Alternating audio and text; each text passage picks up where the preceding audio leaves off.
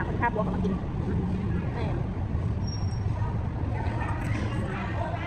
แล้วแบบจะกินของฟรีค่ะคือเขาด่าขึ้นมาอยู่ไปกินของฟรีเขาด่าข่อยว่าข่อยไปกินของเขาบางเขากินของข่อยเขาไม่ขึ้นเขาขึ้นแต่ว่าข่อยกินของเขาว่าพูดพวกคอมเมนต์เด้อบริวารใส่ไทยคนเท่าอยู่กันไปกินน้ำกันเนาะ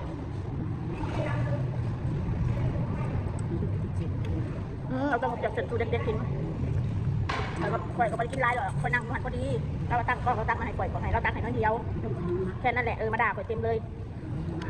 วันหน้าด้านไปกินของเขา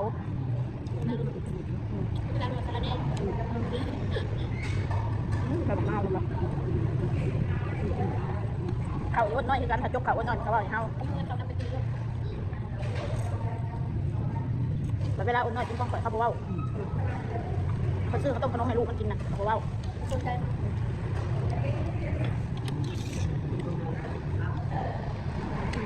นั่นแหละไปน้องไปเบาดอกกับคนอื่นนะมันเสือก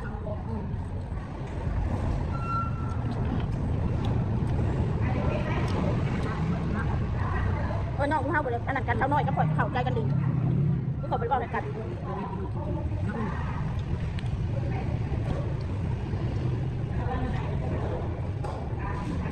ช่วงนี้มือถือความจุเลยน้องกันโอเคเข้าใจกันเลยน้องเนาะ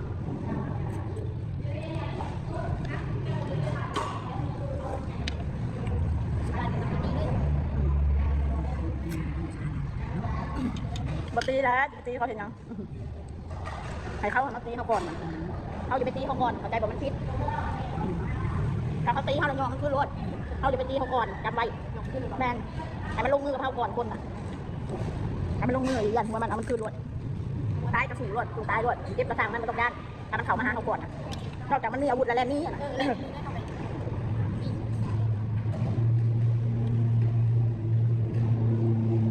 เขาบอกหาเรื่องไปก่อนเนาะพี่น้องแต่ถ้าคนมาหาเรื่องเขาถึงเงินถึงโตเขาก็ต้องสู้ปกป้องตัวเองเห็นบอก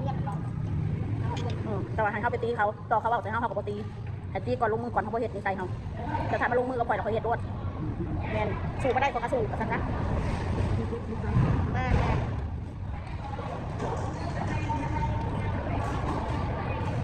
เขาเห็ดงัวหรือเห็ดเราเห็ดแล้วก็อาจจะเป็นงัวมันบอกแพงครับ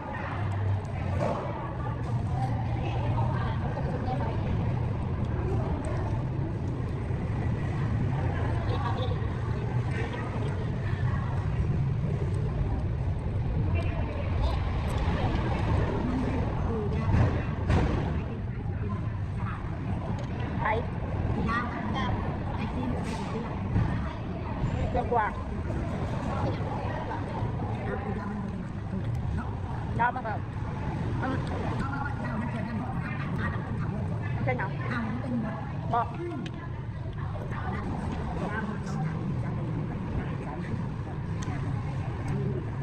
มันยังรอดเราเข้าใจหรอกเขาเห็นใครบ้างเคยส่งมาแบบเห็นหัวเขาดูว่าลาดกระเปียกลาดธรรมดาราคาเดียวกันแบบก็ได้แค่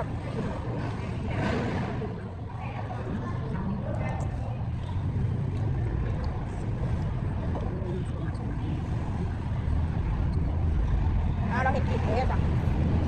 ไม่ถูกสบายจะถือไปกินเองเจ้าบอกว่าได้คิดเขา